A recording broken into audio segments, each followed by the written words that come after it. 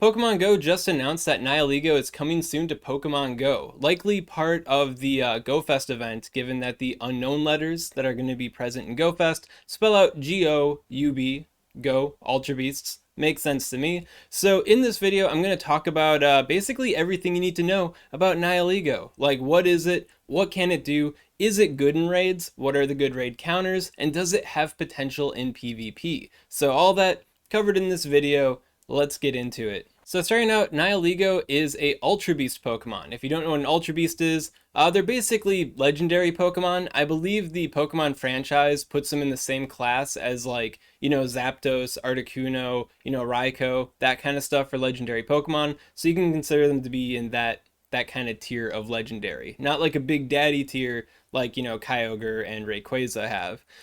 This Pokemon is a poison rock type jellyfish looking dude. It has a max level 40 CP of 3,949, which means it just misses the 9% nerf to its stats that Pokemon get if they go over 4,000 CP at level 40. If you're not familiar with that, it's a thing that's been present in the game ever since Mewtwo came out many years ago. Don't worry about it. And when you do this in a raid, the level 20 Hundo is going to be 2,256, and level 25 Weather Boosted Hundo will be 2,821. As far as stats are concerned, the attack stat is 249, which is pretty formidable. It also has a pretty meaty defense stat at 210, and a really good stamina stat as well at 240. So this Pokemon is just thick, powerful, poison rock type dude. We don't see a lot of poison rock type Pokemon, so it could be pretty interesting.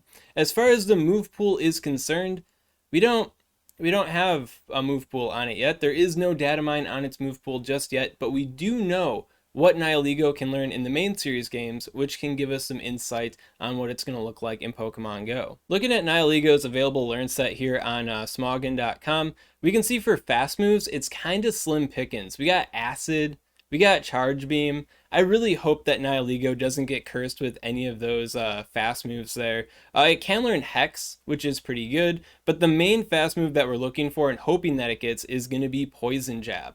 When it comes to poison type charge moves, we have Cross Poison, Acid Spray, we got Sludge Bomb, we got Sludge Wave, and then we also got Gunk Shot in here as well. Because it is kind of like a jellyfish looking Pokemon, I'm pretty sure it's going to get Acid Spray, get a little bit of the Tentacruel treatment, but I hope they don't go full Tentacruel with it and give it Sludge Wave as well. I hope Nihilego gets at least Sludge Bomb, so it's more of a aggressive poison type attacker in both, for raids and for PvP as well. Now, when it comes to the rock side of things, we do get Rock Slide, which is nice. So Rock Slide is on the table, but there is no rock type fast move for it right now currently in Pokemon Go, which means it won't be a rock type raid attacker for the most part, unless you're like working on a budget or trying to do some draft unique thing. But even there, without the fast move damage, it is going to be kind of weak in that respect. And then more so on the PvP side of the force, we do have a lot of different coverage moves to work with as well. We got, Grass Knot, which is nice, Foul Play. Oh, look at them. They're right next to each other. We also got like Thunderbolt and Thunder to work with. So there's plenty of avenues for Nihilego here to be a dynamic Pokemon in PvP. And yeah, if it gets good on the poison, it could be a good poison type Pokemon as well. So when it comes to Nihilego as a raid attacker here, using the DPS TDO spreadsheet on GamePress, we can see that it does stand to be a better poison type attacker than the current master Roserade here. But that is provided that it gets any combination of the moves Poison Jab, Acid, or Sludge Bomb.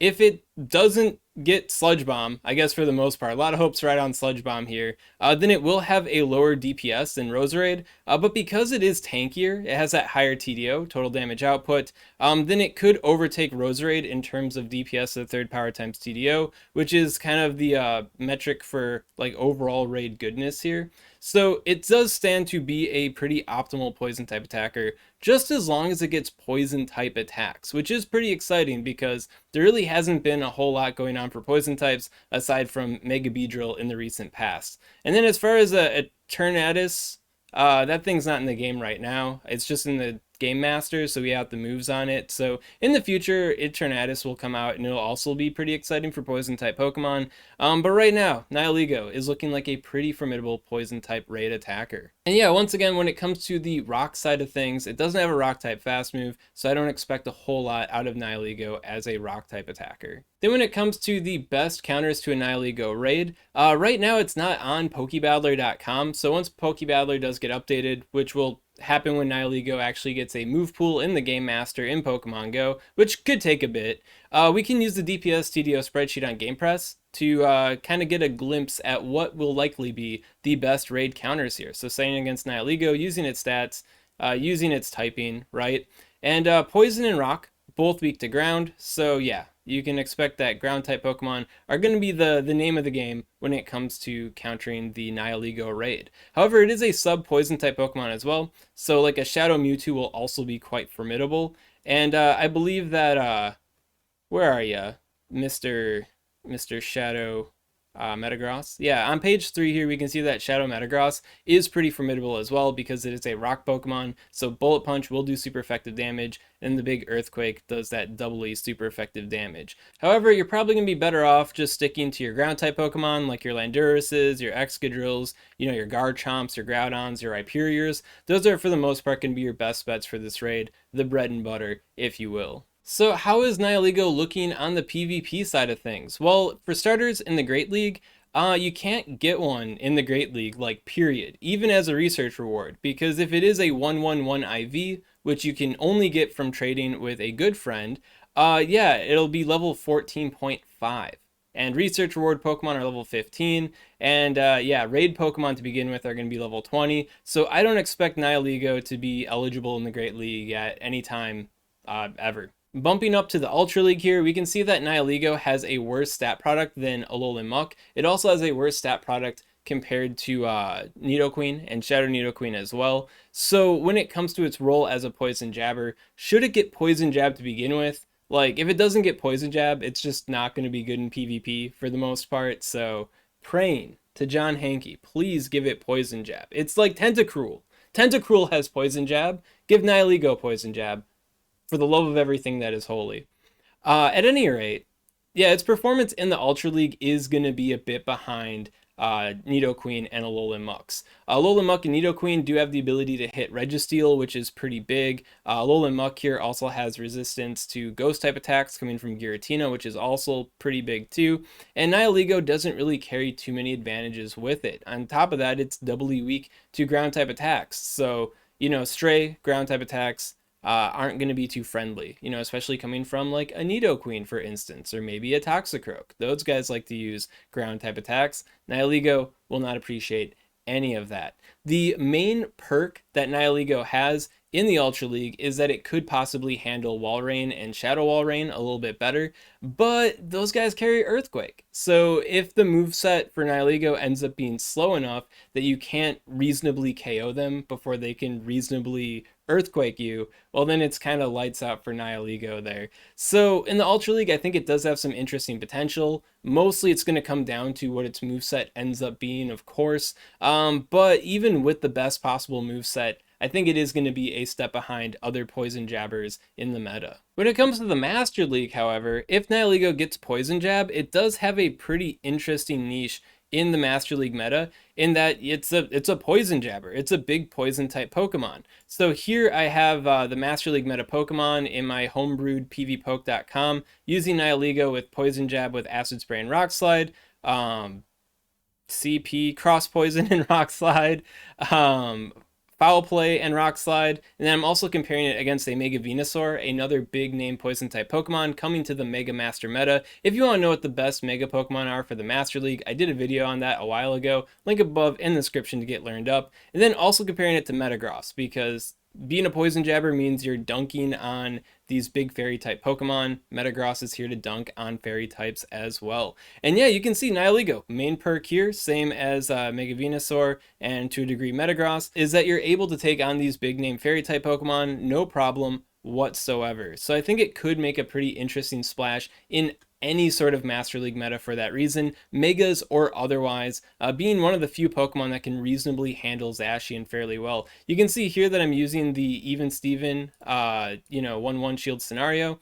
If I take it to the 0-1, so you have no shields and they have a shield, you can see that, yeah, Nihilego is still going strong, taking on Zacian, making Zacian wish it did not exist. So I think that's a pretty cool thing for Nihilego here. Swapping back to the Even Steven scenario though, going back here, you can see that, yeah, things aren't looking too hot for Nihilego. It basically cannot touch ground or steel type Pokemon, like at all, and it struggles against the water types as well. So when it comes to its secondary coverage move, when it comes to the move pool, I think it's really hoping that it gets Foul Play or Grass Knot at least, so it does have potential to manage these matchups just a little bit, because if your opponent swaps in the Zacian, you hard counter them with Nihilego, right? Well, where do you go from there? They're just going to hard counter you right back with, a ground or a steel type Pokemon. So Nihilego definitely wants to have some secondary coverage to try to make up for that, so it actually makes a splash in the Master League. Even without that secondary coverage though, the matchup against Zacian is really big. Zacian is relatively uncontested right now in the Master League meta, and when it comes to the Mega Master League meta, like, Venusaur isn't the greatest Mega on the block, right? So it could be risky to bring this. Might not be too risky to bring Nihilego though. And Nihilego does have a fairly decent matchup against Mega Gyarados as well. So if Nihilego gets like Thunderbolt or Grass Knot in its move pool, it could also possibly manage Mega Gyarados on top of that in a Mega Master meta. So Nihilego definitely has some potential in the Master League there, but once again, all comes down to that move pool. So that's all I gotta say right now on Nihilego. Of course, I will be doing an updated video once we do get that move set, so we know, is it good or is it bad? But until then, if we find out that it doesn't have Poison Jab, I think we can figure out pretty quickly if it's good or bad or not. It really does need Poison Jab. At any rate, if you got any questions on this content, comment below, let me know what's up, and I'll be happy to help you out. And if you enjoy this kind of content, you want to see more like it, well, make sure to subscribe to SwagTips. SwagTips. I'd also like to give a special shout out to these Patreon supporters. If you want to support Swagman on Patreon, link in the description. If you're curious what the other Ultra Beasts are, well, here they are. Yeah, there's definitely an interesting design choice that comes to the Ultra Beasts because they're from like Ultra Space or something, so they're not even from like Earth. They're from this like interdimensional something, right? So they all look kind of space goofy Digimon, definitely more Digimon than most other Pokemon do. So I expect that there's going to be some strong reactions to these designs within the Pokemon Go community, especially since a lot of players, aren't familiar with the new games. It took me a while to warm up to them myself, like, because of the stark contrast designs, but I do love them now, especially Guzzlord. If you don't know who Guzzlord is, I want you to guess from this picture, which one do you think is Guzzlord?